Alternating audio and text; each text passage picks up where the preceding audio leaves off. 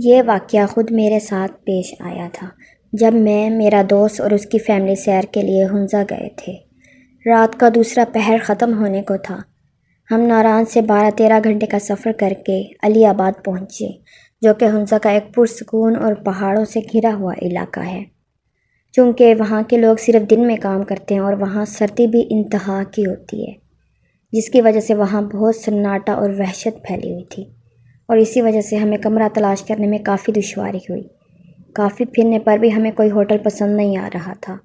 دیکھتے دیکھتے ہم ایک ہوٹل کے باہر پہنچے، لیکن سب سو چکے تھے۔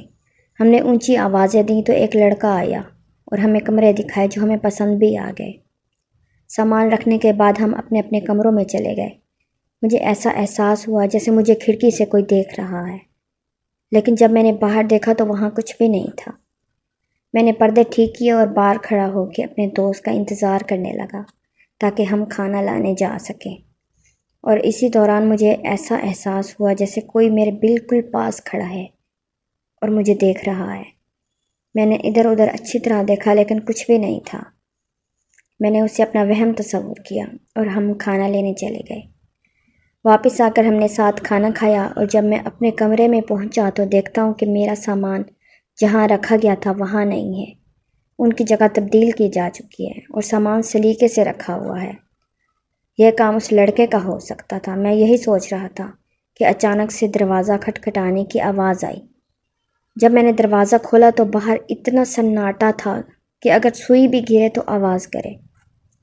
البتہ میرے والی راہداری کے آخری والے کمرے کی بتیاں جل رہی تھیں، اور باہر ایک جوتا پڑا ہوا تھا جسے دیکھ کر میں گھبرا گیا، کیونکہ لڑکے کے مطابق اس منزل پر صرف ہم ہی تھے۔ میں نے کافی دروازہ بجایا لیکن اندر سے کوئی آواز نہیں آئی، اور اچانک سے اس کی بتی بند ہو گئی۔ میں ڈرا اور وہاں سے تیز تیز اپنے کمرے کی طرف آنے لگا۔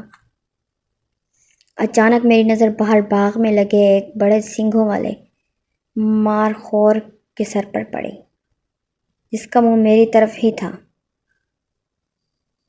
اور اسی اثنا میں نیچے سے ایک بلی آئی اور میری طرف دیکھتے ہی بہت تیزی سے میرے پاس سے ہوتی ہوئی چھت پر بھاگ گئی، جسے دیکھ کر میرے رونگٹے کھڑے ہو گئے، اور میں نے اپنے دوست کو بلایا اور آیت الکرسی کا ورد شروع کر دیا۔ جب میرا دوست آیا تو وہاں کوئی جوتے نہیں تھے۔ اس نے مجھے دلاسا دیا اور بولا، میں تمہارے کمرے میں لیٹ جاتا ہوں، جو میں نے مناسب نہیں سمجھا اور اسے واپس بھیج دیا، اور اپنے کمرے میں آ کر لیٹ گیا۔ میں اسی بارے میں سوچ رہا تھا کہ مجھے ایسا لگا کوئی میرا سر دبا رہا ہے۔ تھکاوٹ ہونے کی وجہ سے مجھے کافی سکون آیا، لیکن ڈر بھی انتہا کا لگا۔ جیسے تیسے کرتے میں نے رات گزاری، اور صبح اٹھتے ہی لڑکے کو بلایا اور تفصیلاً سب پوچھا، جس پر اس نے بتایا کہ یہاں ایسا کچھ بھی نہیں ہے، یہ محض آپ کا وہم ہوگا، ہم یہاں کئی سال سے ہیں، ایسا کوئی واقعہ ہمارے ساتھ یہاں نہیں آیا، اور نہ ہی یہاں آنے والوں مہمانوں کے ساتھ کبھی پیش ہوا۔ وہ ہمارے کمرہ چھوڑ کر جانے کی وجہ سے ایسا کہہ رہا تھا، کیونکہ ان مہینوں میں سیاح بہت کم آتے تھے۔ اور جب میں نے سامان کا پوچھا تو اس نے بولا کہ یہ اسی کا کام ہے۔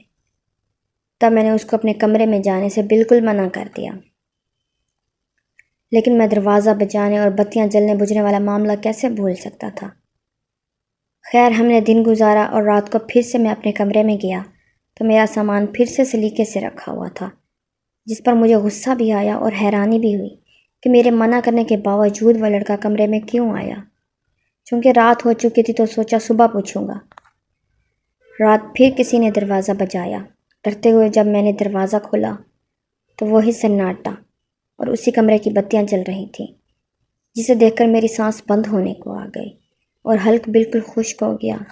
میں نے جلدی سے دروازہ بند کیا، لیکن ایسا احساس ہوا کہ کوئی اندر آیا ہے۔ میں نے آیت الکرسی اور کل شریف پڑھنے شروع کر دیے اور بولا، تم جو بھی ہو چلے جاؤ یہاں سے۔